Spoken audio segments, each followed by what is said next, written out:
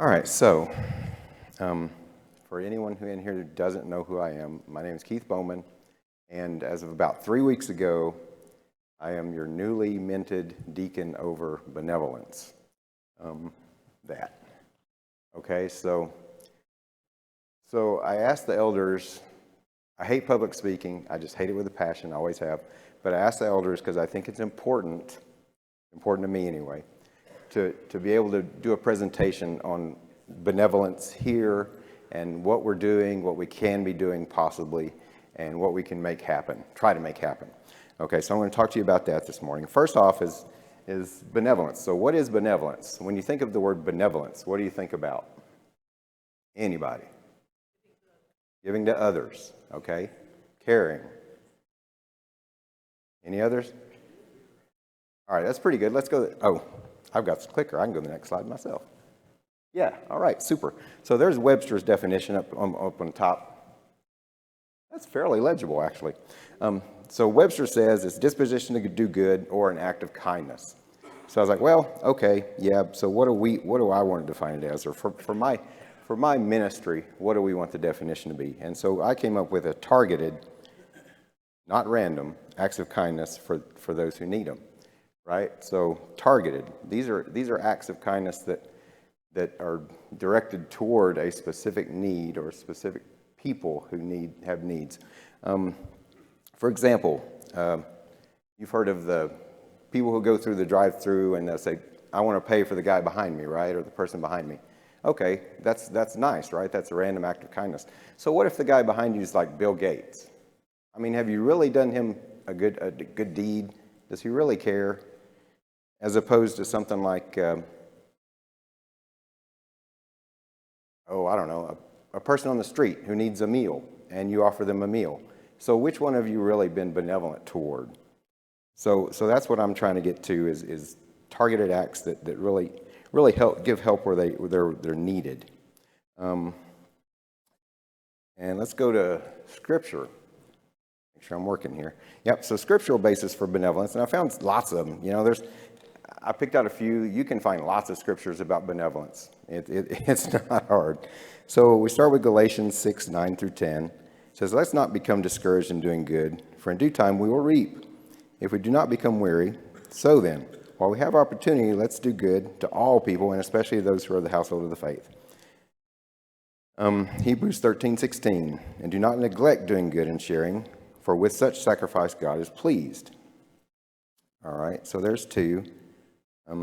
Continuing on, more scriptural basis for benevolence. I have to use the back button. There we are. Oh, yeah, my slides. I print them out. I need to learn how to read them because I'm going up and down. They go sideways. So I read the other slides. So now let's go back to James 2:14-16.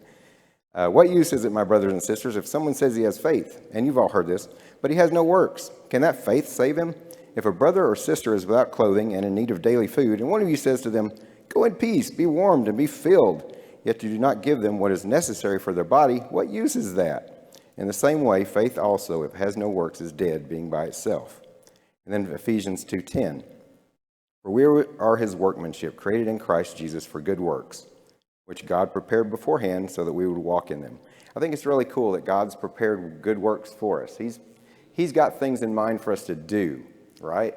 And it's up to us to find those windows of opportunity and take advantage of them. Open those windows, open those doors, and walk right through them and take advantage of the opportunities that God gives us.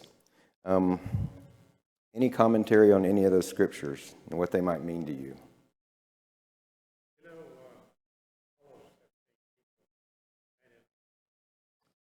Right. Sometimes we feel sorry for them. Yep. Understand. So hard to try to make that donation to everybody. So when you don't, you feel a little guilty. But you don't know the circumstance. Yep. What they're begging for, do they need food, clothing, or they just want money to buy drugs. Really hard to make a decision. I know where you're coming from. So what Norman was saying for anyone out there in TV land, or anyone that may not have been able to hear, he's talking about, you go to, I see a lot of them on MacArthur, when you get off in the MacArthur exit or whatever, you see these people out here with signs, and they're saying, please help, need food, need money, need gas, whatever. So how do we know which of those people really need help and which are just, panhandling? That's their occupation, right? Because we've seen TV specials, we've seen on the news where they follow some of these people and they've got, Chrysler LeBarons, Cadillacs or whatever, and they're driving home to these nice places. So, go ahead, Lowell.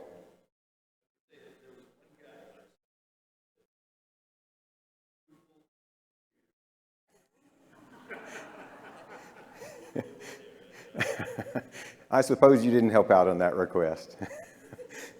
So yeah, Lowell was sharing that he saw someone with a sign that says, I need beer. So usually we're not going to help with those, okay? But yeah, so that's a judgment thing. And that's one reason why I'm saying that the target of this ministry here is for specific needs that we know, right? There are things that we know are needed, and that's where I'm, in my ministry, that's where I'm trying to hit. Okay, so let's go, moving on. There we go. Let's see what Jesus had to say about it. All right, so I'm reading, I know you can't read that up there because I was going to read this passage anyway, but it's from Matthew 25, and the verses is 33 through 46. So it's fairly lengthy, but I'll do the best I can. All right, so... I'm actually going to start with verse 32. This is Jesus speaking, all red ink here. All the nations will be gathered before him, and he will separate them one from another, as a shepherd divides his sheep from the goats. And he'll set the sheep in his right hand, but the goats on the left. Then the king will say to those on his right hand, Come, you blessed of my Father, inherit the kingdom prepared for you from the foundation of the world. For I was hungry, and you gave me food. I was thirsty, and you gave me drink. I was a stranger, and you took me in. I was naked, and you clothed me. I was sick, and you visited me. I was in prison, and you came to me. Then the righteous will answer him, saying, Lord, when did we see you hungry and feed you, or thirsty and give you drink? When did we see you a stranger and take you in, or naked and clothe you? Or when did we see you sick or in prison and come to you? And the king will answer and say to them, Assuredly I say to you, inasmuch as you did it for one of the least of these my brethren, you did it to me. Then he'll say to those on the left hand, Depart from me, you cursed, into the everlasting fire prepared for the devil and his angels. For I was hungry, and you gave me no food. I was thirsty, and you gave me no drink. I was a stranger, and you did not take me in, naked, and you did not clothe me, sick and in prison, and you did not visit me. Then they will also answer him and say, Lord, when did we see you hungry or thirsty, or a stranger, or naked, or sick, or in prison, and did not minister to you? Then he will answer them, saying, Assuredly I say to you, inasmuch as you did not do it for one of the least of these, you did not do it unto me. And these will go away into everlasting punishment, but the righteous into eternal life. So that's where Jesus is coming from, and that's Jesus' view, as I see it, of benevolence, right? And one thing I noticed on that as well, on this, with Jesus, okay, and benevolence. So we get requests here out of the blue. I mean, I know that now. I didn't know what it was like before I took this position, but we'll get requests out of the blue at the office. Say, hey, I need X, or I need Y. I need money to stay at this hotel for a few days, or I need rent for a few days, or whatever. We get those requests here all the time, and that's good. I mean, okay, but look at the way Jesus did it. So Jesus, he didn't wait for people to come to him. Jesus went out. Jesus, he looked for needs and he met them, right? And one example I can think of is the Gerasene man in Matthew 8, 22 through 39. And I'm not going to read that whole thing. We all know it, right? So Jesus said to his disciples, hey, let's go across the lake over here. I got something to do over there. So Jesus knew there was a need over there. So they all get in the boat. You know, they have a little incident on the way, but they get over there, get to shore, and here comes this crazy naked guy, and going insane. So Jesus cast the demons out, right? Legion. We're a legion. There are many. So Jesus cast them out, and then he goes back. So So Jesus didn't wait for this guy to say, you know what, I've heard about Jesus. I think I'll go across the lake and see. No, he saw the need there. He knew it was there, and he went to meet it. And that's, I think, what we should do. Let's see. Yeah.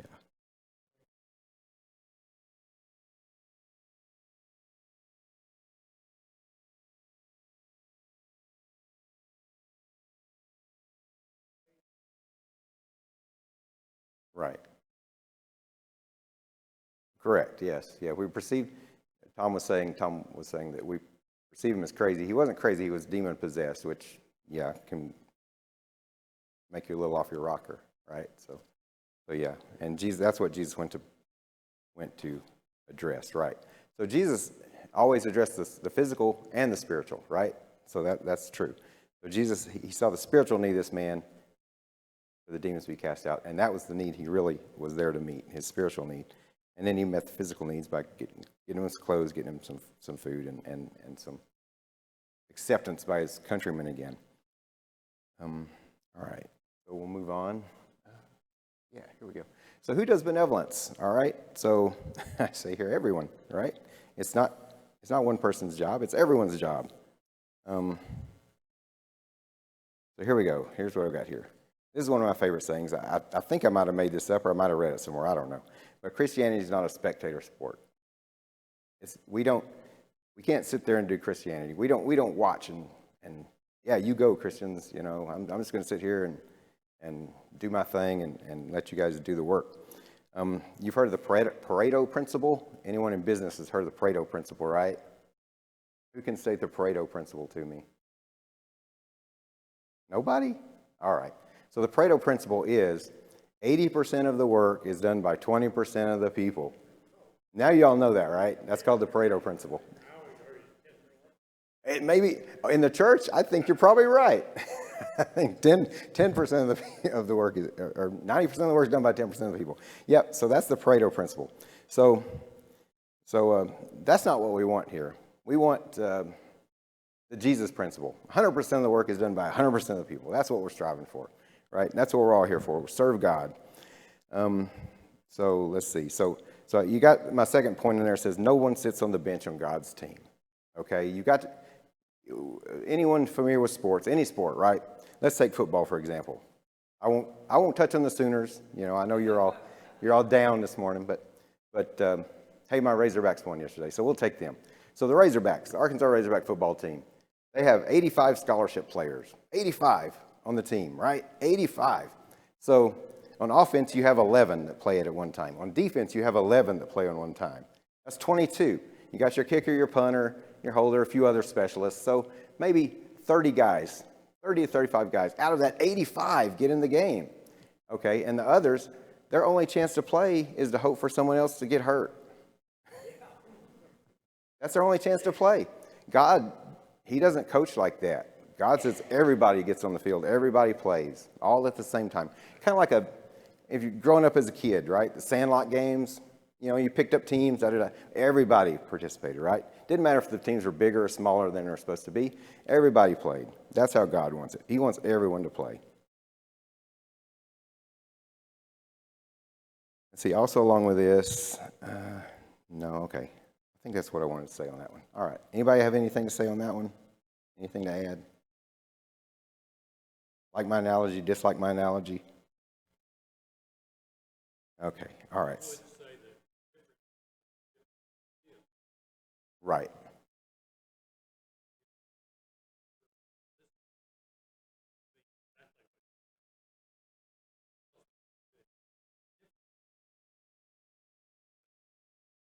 Absolutely. And we don't all have the skill set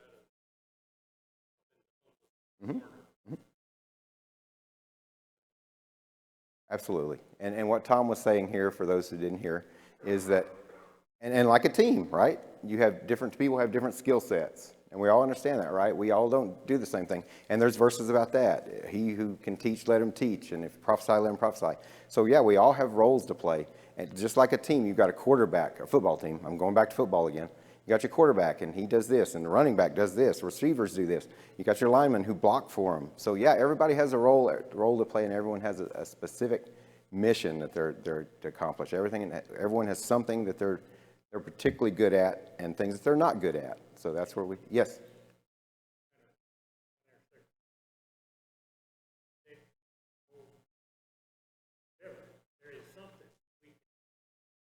I very much appreciate that statement. Yes. As I'm aging, you see, I'm aging myself. So. Mm-hmm. Even if we're not able to get at it. So the message is that all of us can physical, spiritual. Yep, right on. So what Normal is saying is that everyone can do something. Doesn't matter your age, doesn't matter your physical condition, everyone can play a part, some part. Okay? And so that makes me think about my daughter, Emily, my youngest, right? She's 15, and her ministry is cards, birthday cards. A lot of you in here have gotten a birthday card from Emily, right? Or an anniversary card from Emily. That's her thing, right? That's what she does. I mean, she can't do a lot. She doesn't have money. She doesn't have good eyesight. You know, she's not old enough to get out and do things, but she writes those cards. She does those cards. She gets her monthly calendar, and she goes through and checks off everyone she wants to write a card to. And then that week, she does her cards and sends them out. So yeah, we can all do something. That's a good point. Thank you, Norman. Thanks. Tom said she does a great job for everyone. Yeah. Thank you. Appreciate it. But all right. So now let me go. So that's the macro, right? I've given you a macro picture. Benevolence. What is benevolence? So let's go micro. Okay. So I want to look at something real quick. So everyone's got a bulletin, right? I want you all to look at your bulletin on the very back. It says mission points, right? Look at those mission points. How many of those mission points are here in Yukon?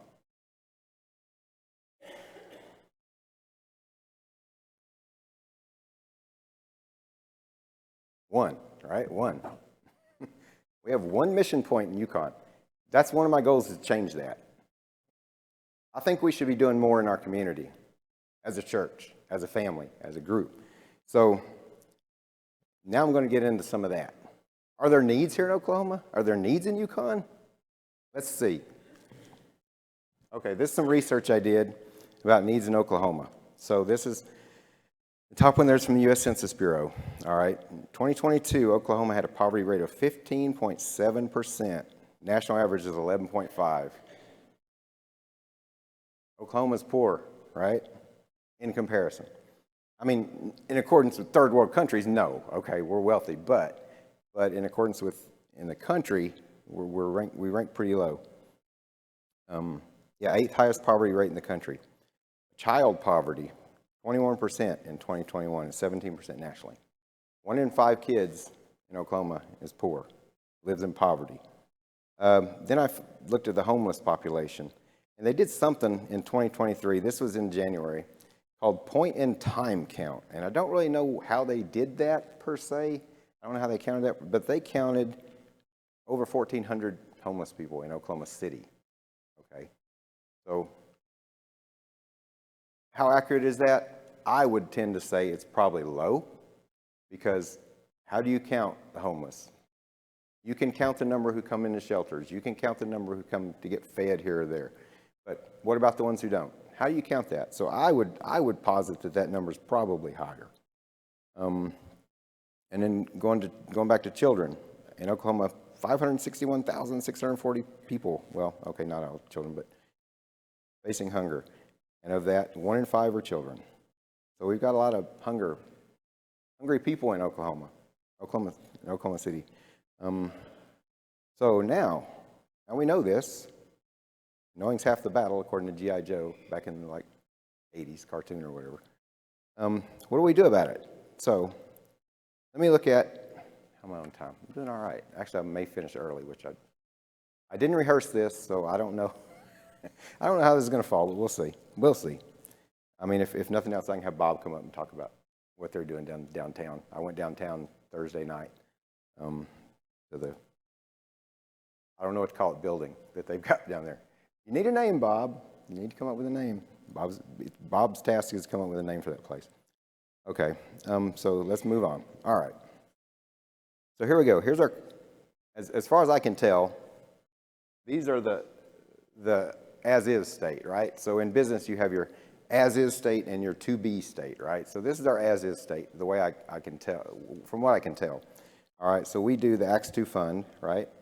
And that we established during the COVID years, right? And because a lot of people were having job issues, a lot of people were having financial issues, and still are today. So Acts 2 fund continues on, and its primary purpose, as you see there, is support needs in the congregation. Just needs among the family here at South Yukon.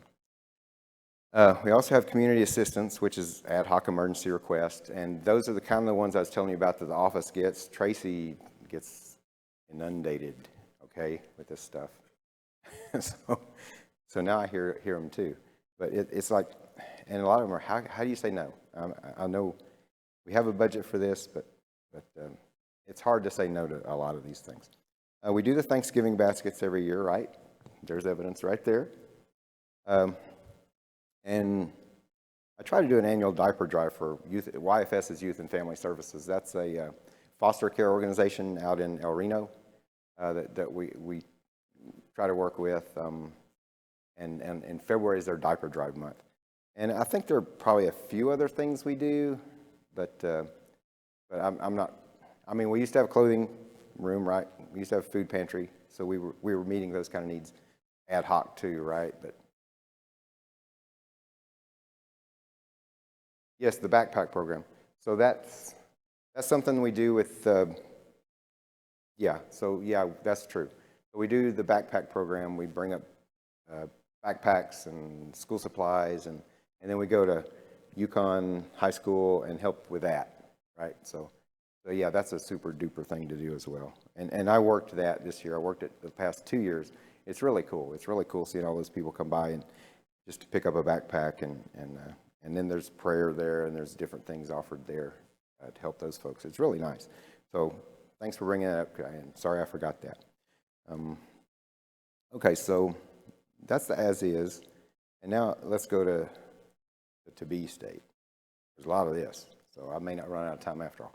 Okay, so here's the first proposed programs. This is what I want to start getting us involved in, if I can, or if we can.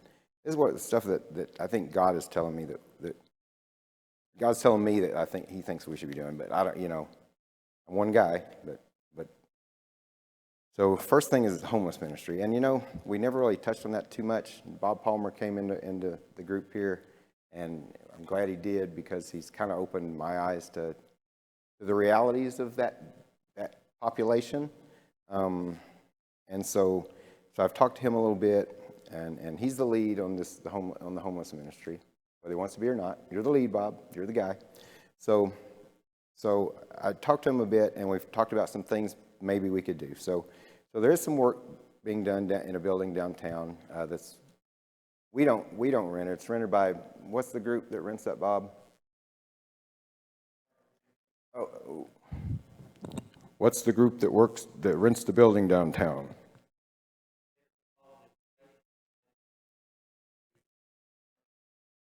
Right, Don and Wayne. Yeah, Grace United Urban Ministries. Yeah. Okay, I went down there Thursday night. They're doing classes for like addiction, because a lot of the homeless are addicts, right? So, and I look at those types of people, and I'm like, it's one of those there, but for the grace of God go I, right? Because any of us could have wound up in that situation. I mean, we can't look at those people and think, they got themselves into this. Yeah, okay, they do need to take some accountability, but circumstances can run you down a bad road sometimes. I almost experienced that in college. I straightened up, I got better, but it gave me a better appreciation of the way things can go sideways that fast, right? So some of these people want out of that, right? Not all of them do, but a lot of people want out of that. So this ministry downtown is set up to help with that. They have some clothing there. They feed them on Wednesdays, Thursdays, and Fridays. They try to support other needs that as they come about. And let's see. Yeah, so one thing that they said they need help with is food, right? Particularly proteins is what they said to me, meats. So it'd be nice if we could provide, because they have someone there that does all the cooking and takes the meals up there for the lunch on Wednesday, Thursday, Fridays, but they could use help with food. So that's something we could do. Easy thing, you know. You bring chicken or pork or meat, beef, whatever, you know, and help them with the protein. I mean, I guess we could bring hummus too, but that might not be too appreciated. Some proteins are better than others. They're not all created equal in my eyes anyway. All right, so then Bob also gave me a list of local homeless camps, right? And I can think of a myriad of things that we could do for these, right? So I've got some of them up here. Are those legible? Not bad. Yeah, not bad. So a tent drive. Okay, if you're homeless, you don't have a place to live, right? So I thought, well, you know, what if we had tents? I mean, people may have tents laying around in their garage, in their attics, right? And I'm not talking about the big family-sized tent. I'm talking about like 2-man tents, 3-man tents, pup tents, those kind of things. Stuff that's easily portable. These people move, right? So a tent drive. I'd like to have a tent drive at some point, and I'm planning to do this talk to every single class, right? So you're the guinea pigs. Sorry, but you got the first one. So first is usually the worst. I should get better from here. But yeah, so portable tents, sleeping bags, blankets. It's November now, right? So even though the weather today is super, it's not going to be that way for long. You're in Oklahoma, you know that. Sleeping bags, blankets. I'd really love to see like Q groups or home groups, different groups get involved with like maybe a monthly meal, you know. How often do you visit these camps, Bob? Yeah, so is it a different one every other week, or the same one? Okay, so like every other week, Bob goes to visit the camp. So visiting with him, that's a great thing to do. I plan to do that soon. I would like to. Because I like to talk to these people and find out what they say they need, right? I think I know what they might need, but, you know, who am I? I haven't been homeless, fortunately, thankfully. But this is just things, and Bob agrees that, you know, these monthly meals would be great. It'd be great for the people there. It'd be great for the people who are serving. Because if you've ever helped anyone at all, and I know all of you in here have, think about how good it makes you feel. I've done care portal requests. When I give that person that thing they need and they give me a big thank you, I feel good, right? Whenever I do something for my kid, I feel good.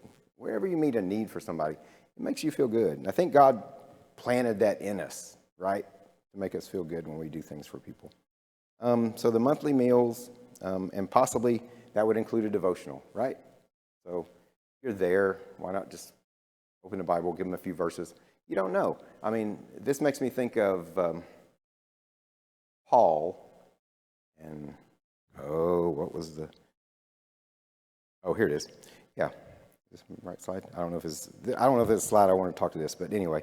So in 1 Corinthians 3, 6 through 8, Paul was talking. He says, I planted the seed, Apollos watered it, but God has been making it grow, right? So that's what we're doing here. So one plants, I know, there was another slide I was going to talk to this. I'll bring it up again later. But yeah, so and that kind of goes back to what Tom was saying too. One plants, one waters, but God makes it grow. And that's what we want to do. We want to be planters, we want to be waterers, and watch God work. So then clothing, of course, is always a need.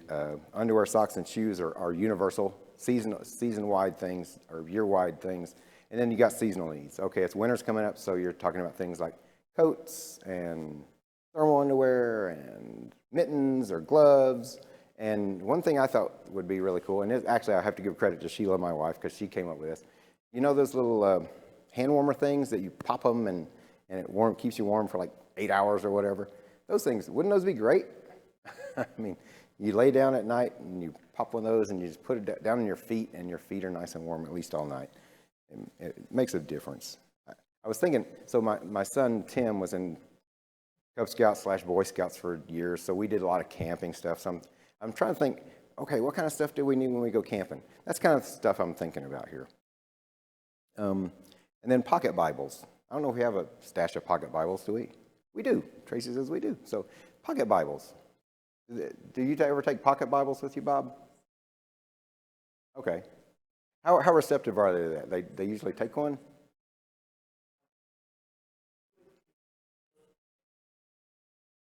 Oh, sure, yeah. See, I told you I'd be calling you a lot. But just for this slide. Oh, okay, yeah. Well, go ahead. Now's the time. This is the slide.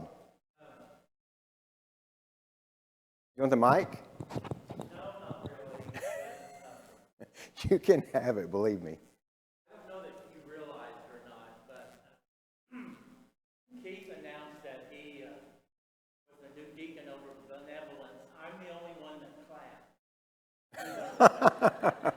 Because I like people in the boat with me. And I didn't mean to really take over, but there's some No. things that need to be clarified. Since I have placed membership, my wife and I have placed membership here, we have never felt alone in our ministry. I am looking at some of the nicest, kindest people, generous people that I have ever been around. So if you are doing anything at all in this, you are doing awesome. I don't feel completely comfortable in working with the homeless, but I do believe the Lord has led me in that direction. You know, when we become Christians, the Holy Spirit comes to live inside of us. And that Holy Spirit will give you discernment. And you really need to use discernment in working with the homeless. Some of the camps are dangerous. Never just pull over and go to a camp because they can be dangerous. So, you know, go with someone or go with me. I don't, like I said, I don't feel 100% comfortable, but we try to serve those that are underserved. We don't serve the ones on the street corner. We try to find the camps that are kind of hidden. If you will look under bridges and overpasses, there are tents everywhere. I mean, the homeless have increased 4 times since I have started working. So they're really and I think it's part of the economy. We've run into people whose businesses have closed down because of COVID or whatever. So we try to serve those that really do need it. I don't have all the answers, but there is hardly a Sunday goes by that I don't look at Bob's closet right from the office, and someone has left clothes or shoes or food or so. Anyway, I really feel your support, and I love your support. And I think you do a lot. And so let the Spirit guide you in this. I'm neck deep, and it's not because I want to be. I probably should want to do that, but I feel like it's a calling. Currently, as you know, I'm working with a Romanian family, and I am out of my element in that, but I feel like the Lord wants me to do that. Some lady caught me the first Sunday they were here, grabbed me by the arm and said, "You need to meet this family." Is that lady in here? I didn't know them. She didn't know them. They were here because they said they needed help. But anyway, I didn't mean to take over your floor, but I appreciate it. there are some cautions in dealing with the homeless. The building downtown, I wish you could come and see it. It's in Capitol Hill. It's right next to the Yale Theater, and that's a landmark in Capitol Hill. It needs lots of things. It really needs an electrician who can put in more plug-ins because some of you have already given me cookers and slow cookers and things like that, and they use them almost every day. I'm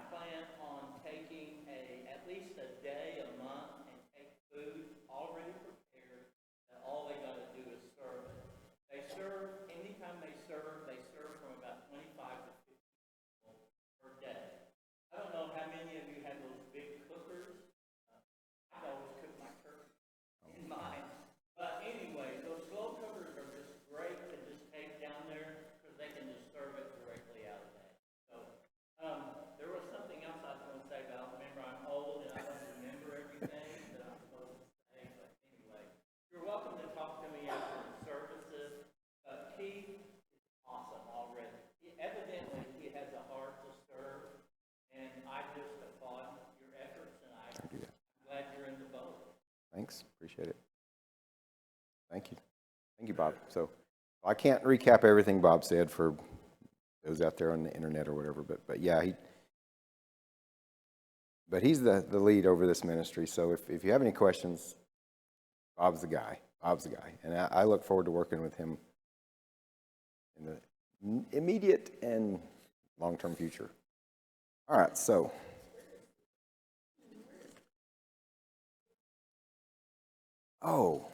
the room, Bob, you're talking about, it's right across from the office, right? It's like directly across from the office, right? Where the unofficially, unofficially Bob's place, yeah.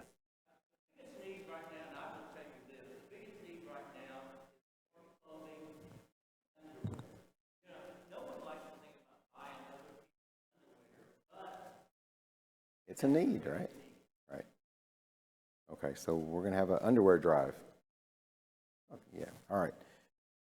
And any size, I guess, right? Adult. Yeah, adult. Okay. Oh, yeah, and that reminds me, I also thought a good thing would be like toiletry type items, hygiene items, yeah, that kind of stuff. Okay. All right, cool.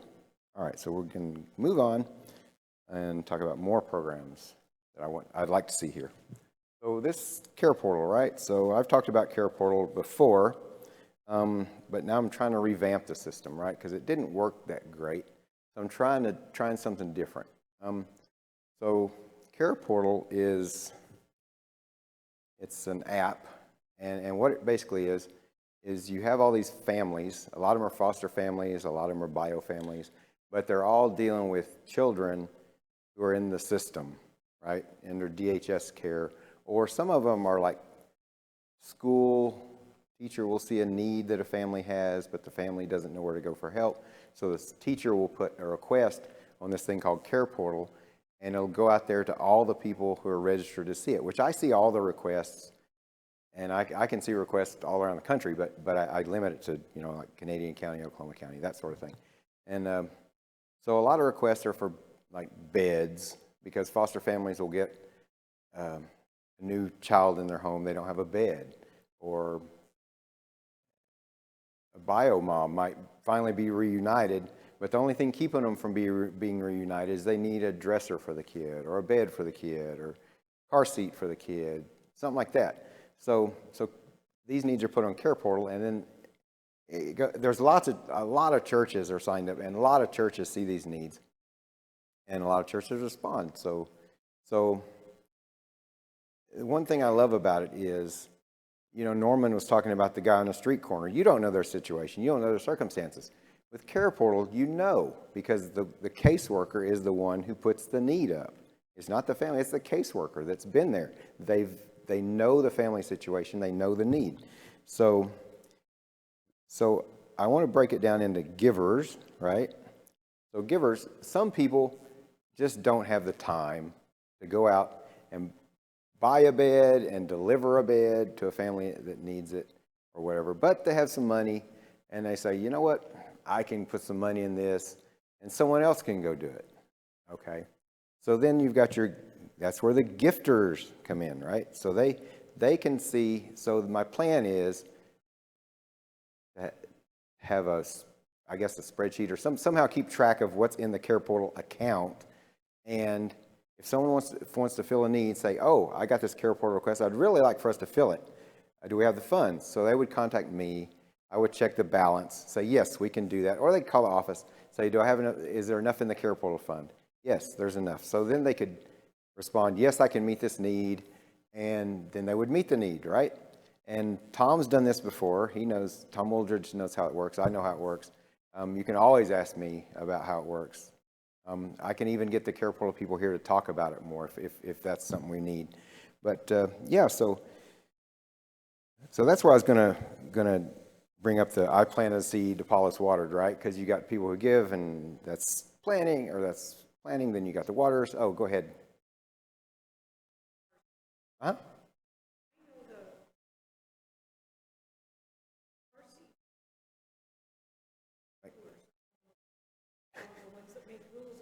The expiration thing? Is that where you're going? The ones that make the laws about how seats are supposed to,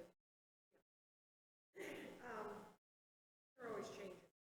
Right. So if we find let's say a car seat at a garage sale, does it have to be, does it have to meet certain standards in order to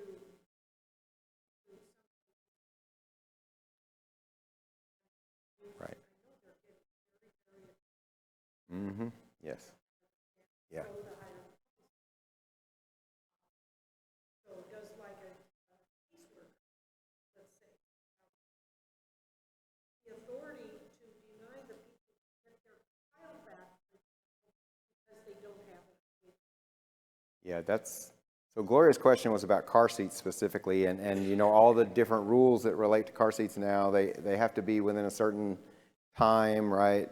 Can't be older than, however, I don't know those standards, but yeah, so how does that work? So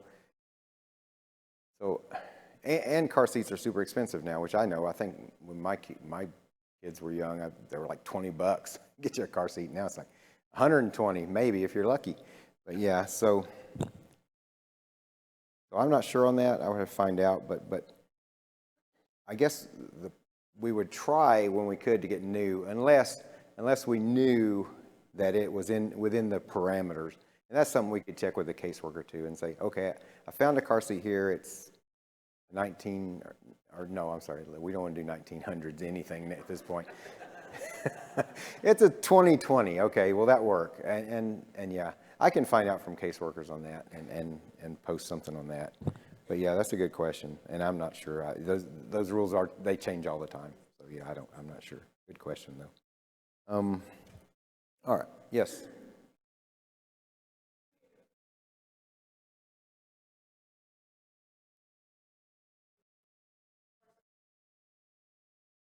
Oh, like.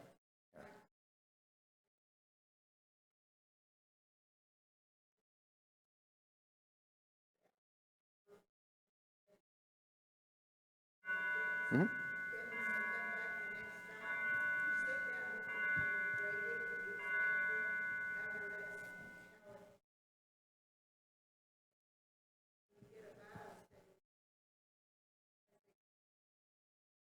Right.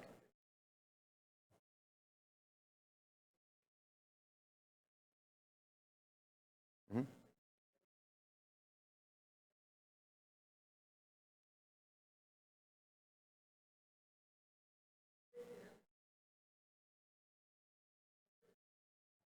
Yeah, yeah, that's a good idea. So I'm sorry. Go ahead. Okay. Yeah, I was going to say. So the comment was that and what ran a food bank in Denver, was it? Okay, yeah, and they would, whenever they help someone, they would also give them a correspondence course and like a pocket Bible. So whenever I've met a care portal request in the past, what I do is I take one of our office cards and I write a handwritten note on the back. Just tell them that we're happy to fill this request for you. Hope it's a blessing to you, and we're available for prayer or worship or whatever. But uh-huh. Mm-hmm. Right.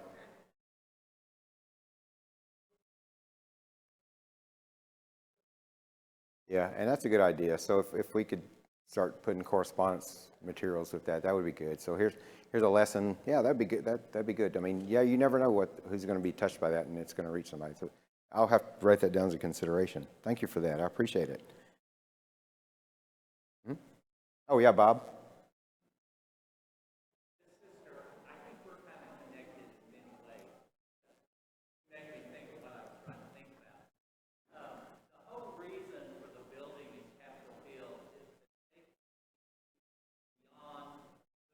Right.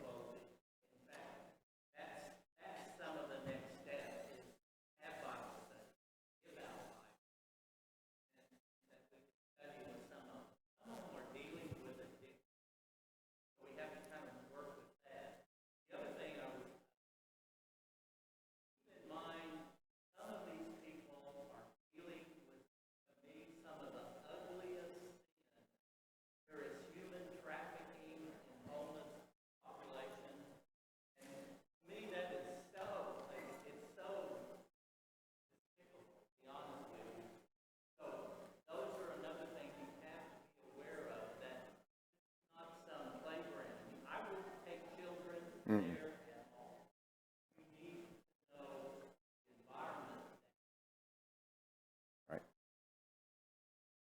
To summarize, Bob was just saying that, yeah, that working with homeless can be dangerous. So it's not an environment for children. In case you didn't know that already, but yeah, I need to move on, I guess, pretty quickly. I only have a couple more slides, but yeah. So that's Care Portal. Another thing I would like to get started is working with the regional food bank. They have a lot of group volunteer projects that they can do. It's really flexible. You only have to be like 8 years old, I think, to work there. I've done that once. They've got this program. They support, I talked about all the hunger among families, among children. So they have a backpack program for schools that kids that need food, they pack a backpack and they take it with them on the weekends, and they at least have something to eat over the weekends until they come back to school and get some food. Or during the summer, they have a summer program and do that. They also have a program for seniors that they take food to seniors, and they just need people to come and help pack those things. So, I mean, set something up on like it only has to be like 6 volunteers, I think, at a time. I think we can do better than that. But I'd like to do something like that, at least quarterly, maybe even monthly. Just gather a group and go down the food bank. And it's located out by the airport, if you don't know. But help them out and just get involved that way too. It's just a way, I think, to help get people involved in what it feels like to help others. Moving on. So other ideas. So I thought, I've heard of angel trees, right? Salvation Army does them. So it'd be nice to maybe do something like that for children in poverty around Christmas time. And then my question, where will we get the names? I don't know. So brainstorm that. If anyone has any ideas, I'm open to that. Or even if an angel tree program for the homeless, right? They might have like a homeless a wish list, right? So we might be able to find out some of those and do something there. Question mark, any other ideas you want to give me? I'm open for it. And if you want to know how to get in touch with me, here you go. So there's my contact information. So I'm in the directory as well. So I don't know if that's the same email, but it doesn't matter. Send me an email. And for any questions and all that, you can read that there. So thanks for listening, and I guess I made my time. Thanks.